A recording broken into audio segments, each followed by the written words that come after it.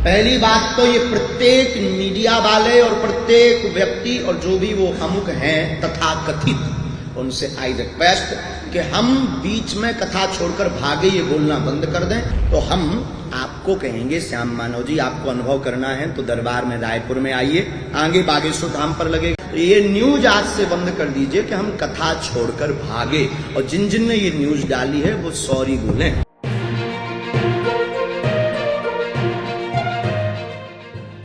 Dhirendra Shastri social media पर कई दिनों से बागेश्वर धाम को लेकर कई तरह की बातें हो रही हैं। कथावाचक आचार्य धीरेंद्र शास्त्री पर सवाल उठाए जा रहे हैं, उन पर अंधविश्वास फैलाने का आरोप लग रहा है और ये धीरेंद्र शास्त्री पर महाराष्ट्र की एक संस्था ने लगाया है। महाराष्ट्र की संस्था अंधश्रद्धा उन्मूलन समिति के श्याम मानव ने धीरेंद्र शास्त्री पर अंधविश्वास फैलाने का आरोप लगाया है।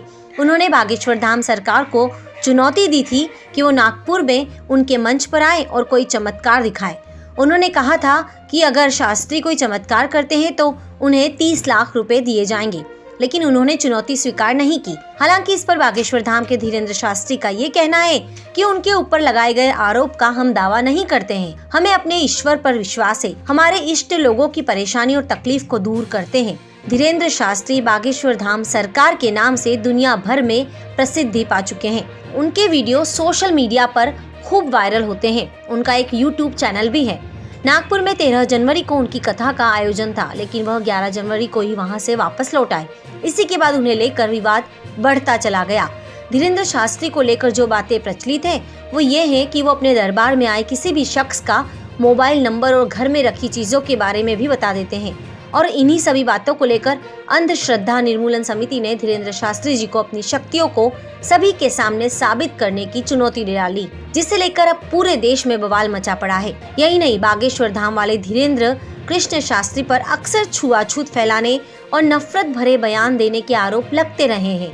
आए दिन सोशल मीडिया पर उनके विवादित बयान वायरल होते हैं। अप्रैल में साल 2022 में उनका एक वीडियो वायरल हुआ था, जिसमें हिंदू समुदाय के लोगों को भड़काने की कोशिश और आक्रामक भाषा शैली में हिंदुओं से बुलडोजर खरीदने को बोल रहे थे, हथियार भी उठाने को बोल रहे हैं। अब आपको धीरेंद्र शास्त्री के बारे में बताते हैं कि ये कौन है और कैसे शास्त्री बने। कभी अपनी माँ के प्यारे धीरू आज बागेश्वर धाम के पीठाधीश्वर धीरेंद्र शास्त्री बन गए हैं। मीडिया रिपोर्ट्स के माने तो एक बार धीरेंद्र कृष्ण शास्त्री के परिवार को आर्थिक संकट का सामना करना पड़ा और तब उनकी माँ ने दूध बेचकर उनका भरण पोषण किया था।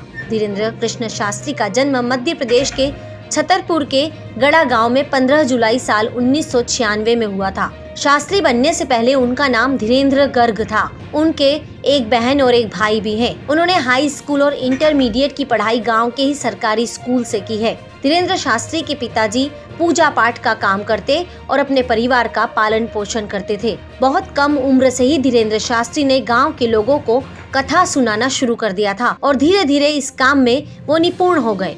साल 2009 में उन्होंने पहली बार भागवत कथा पास के ही गांव में सुनाई थी और धीरे धीरे वह आसपास के गांव में फेमस होते चले गए। उनके गांव बागेश्वर मंदिर पर साल 2016 में एक यज्ञ का आयोजन किया गया था। उसमें भगवान बालाजी महाराज की एक मूर्ति की स्थापना हुई। तब यह जगह बागेश्वर धाम के नाम से मशहूर हो गई। बड़ी संख्या में श्रद्धालु दर्शन को आते हैं और धीरे धीरे धीरेंद्र शास्त्री की वहाँ ख्याति बढ़ गई और लोग इन्हें शास्त्री कहकर बुलाने लगे।